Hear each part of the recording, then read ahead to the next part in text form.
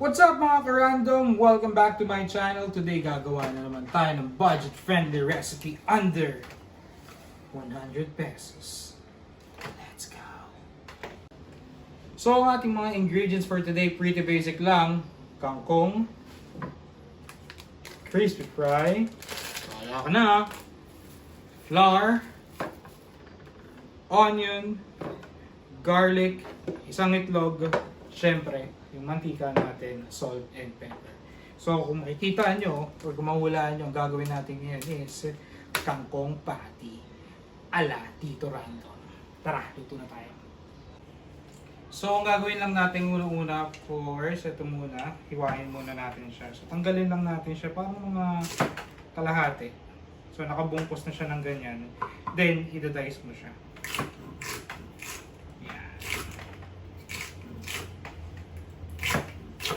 Naku, napakasarap nito.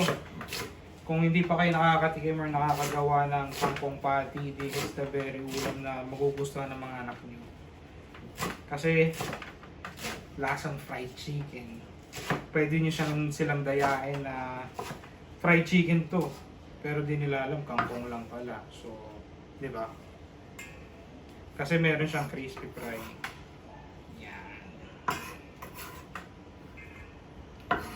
So, iwain lang natin yan. Perfect ulam to. Tapos, gagawa natin mamaya ng masarap na sausawan na suka. Ay, masarap nito. So, mamaya yung suka, lagyan nyo lang ng bawang, sibuyas, trinity lang, toyo, tsaka patis. So, lagyan nyo na rin ng paminta. Tapos, konting kalamansi. Ay, sarap na ng sausawan nito. So napaka-basic lang na itong recipe ito, pero napakasarap. So konting gumagawa kasi medyo matrabaho, pero syempre tayo gagawin natin yan para sa ating mga stay-at-home mom na naghahanap ng budget-friendly ulam. So lalagay lang natin itong crispy fry.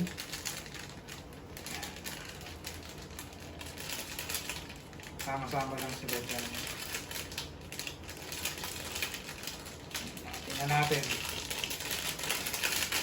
Tapos, syempre, lalagay din tayo ng sibuyas. Yung sibuyas natin. Yung panghiwa ng sibuyas, pwede naman yung normal na panghiwa lang ng sibuyas sa panggisa, okay na yun. Pwede rin naman yung naka-dice na sibuyas. Pwede rin naman yung mince. Ganito nga pala maghiwa ko. So kung medyo natutunan natin ng kaunti paano maghiwa ng mince na sibuyas, papakita ko sa inyo. Mas maganda sana sa malaking sibuyas pero since ito lang yung mga meron na bibili dyan, pwede na rin. Halika, mapakita ko sa inyo paano maghiwa ng sibuyas. So pag sinabi ng mince, ganyan lang siya. Hiwain nyo muna siya ng kalahati and then, huwag nyo sasakarin. Yan. Then, tsaka mo siya hiwain ng papaganyan. Parang kakahalatiin mo lang din siya ulit. Then, tsaka mo siya titirahin ng ganyan, no? Tandaan, ang daliri, baka madali. So, one more time, ha? Yan lang siya.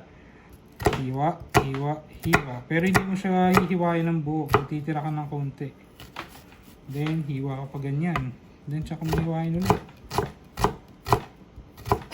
Yan yung matitira para hindi na madali yung daliri mo. Tsaka mo ngayon siya ilalagay dito sa ating mixture. Then, lagay mo na rin syempre yung egg. Yan. Bali yung egg, siya yung magbabind ng flavor. Yan. Tapos lagyan na rin natin ng paminta. Tapos mamaya lalagyan din natin yan syempre ng tubig. Unti-unti lang yung paglagay ng tubig tsaka yung paghahalo para sigurado na siya, tawag dito, kakapal siya or parang lalagkit siya. So hiwa na rin tayo ng ating bawang. Yung bawang mince lang din, huwag masyadong malalaki para saktong sakto.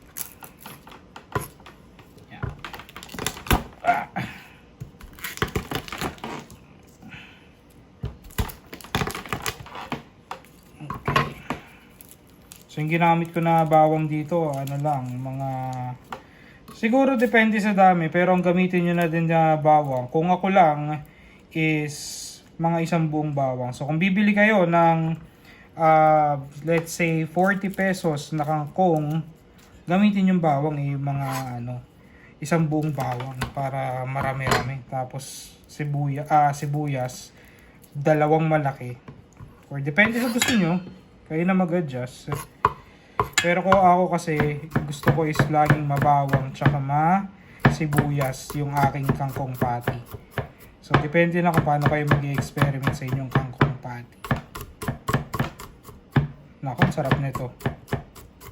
Kapag ito niluto nyo sa mga ano, kaya mamayang gabi, lutuin nyo na.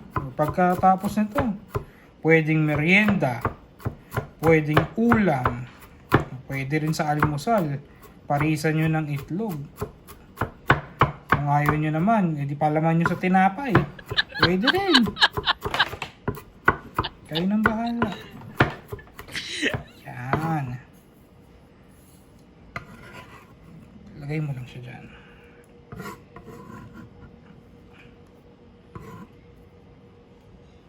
Okay. And then, lagay na natin yung flour.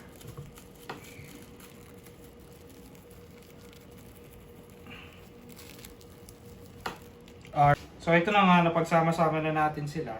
So nandiyan na yung bawang, sibuyas, yung crispy fry natin, then harina. Nakakalimutan ko pala ilagay. Salt. Yan, lagay ka ng salt. Konti lang, para hindi masyadong tayong maalat yung ating kangkong patty. And then, tubig. Gradual lang muna ang paglalagay ng tubig, ha. Huwag mag-ano kasi baka bahain. So hahaluin nyo lang siya. Halo lang hanggang kumapal siya ng kaunti. Para lang kayong gumagawa ng typical na patty. Yan. Yan. Okay. Lagay pa tayo ng tubig. Mamaya papakita ko sa inyo kung ano. Ganyan lang siya. Hahalu-haluin nyo lang siya. Hanggang may egg naman tayo kanina. So yun nga, yung egg, yun yung magbabind ng flavor. Or siya yung magbabind ng mga ingredients natin. So napakadali lang nitong recipe na to. Kayang-kaya to. Kayang-kaya ng mga target ko talaga yan. Yung mga stay-at-home mom na minsan nahihirapan mag-isip kung ano bang uulamin, ano nga anuhin. Ito yung mga recipe na budget friendly na, masarap pa. Tsaka available lang lagi yung ingredients, hindi siya nawawala. Diyan lang, paglabas mo lang sa Talipapa, daming kangkong dyan.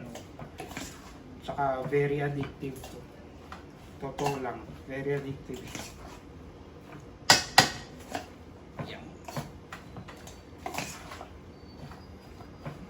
So may hinahanap lang tayo ng right consistency dun sa ating kangkong patty.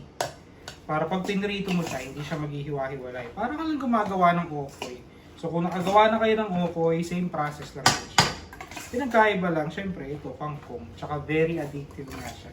Kasi, syempre kung mahilig ka sa prito, tapos mahilig ka sa suka na may sausawan, para sa sausawan, yun, ito, perfect na perfect to. Pwede mong papakin. Sigurado, 100% sure ako, pag niluto nyo to, matutuwa yung family nyo. At kung bago kang maalam sa channel natin, mag-like and subscribe ka naman. Pagalawin nyo yung baso, di gumagalaw ang baso, aba. Yun, no? So, ito na nga yung consistency na gusto natin sa kangkong patty natin. Ayan, o. Ayan, o. Kita nyo, o. Malagkit na siya.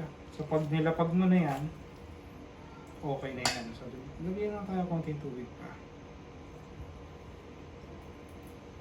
Ayan.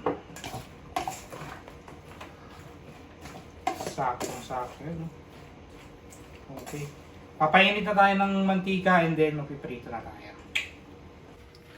So, let's go. Prito na tayo.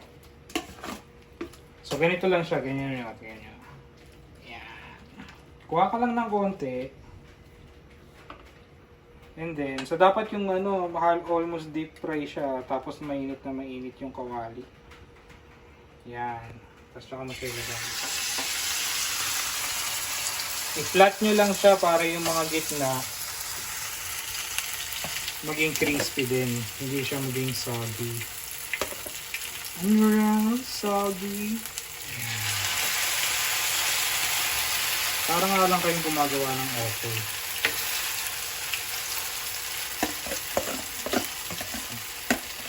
Yan natin tatlong mukhang kasya naman.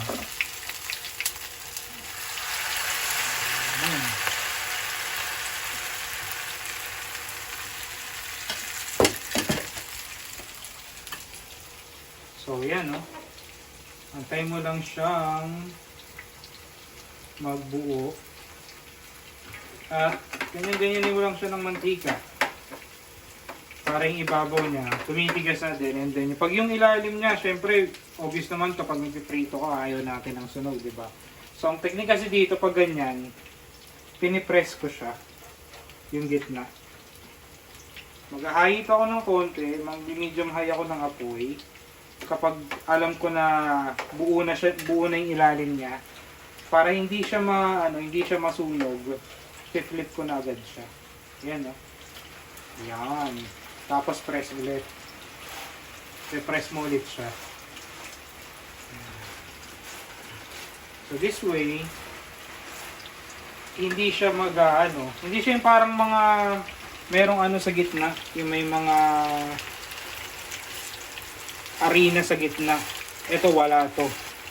Sigurado pag ganyan nyo siya, pag tama yung pagpiprito nyo, tama yung paggawa nyo, hindi siya magkakaroon ng parang makapal sa gitna. Kaya pinipress natin siya. Ayan. Kasi habang pinipress mo siya, syempre obviously, magpa-flat siya, di ba? So, habang lumalapad siya, yung gitna niya is mapiprito din ng maayos. Ayan, no? Naku, ang sarap niyan. Papartneran mo talaga ng suka. Papakita ko nga pala sa inyo. Ito pala, may suka kami dito. Galing ng Ilongos. Ito, ayan. Coke yan. Hindi, chocolate lang. Suka yan. Sarap niyan. Hindi na kailangan ng timpla. Direction na. Basi ata tawag dyan. Basi na suka. O ano. Dala nung kasama namin dito sa bahay. Perfect na perfect tong recipe to talaga para sa akin. Pag lalo ngayon maulan, oh. Maulan ngayon. Crunchy. Addictive. Very, very addictive to. Pantayin lang natin siya maprito. And then pagkatapos, kain na tayo. So, eto na nga ang ating final finished product. Kita nyo naman yan. Napakano yan, no? Crispy. So,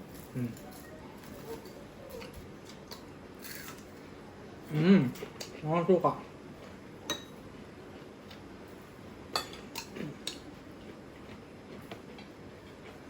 Sarap.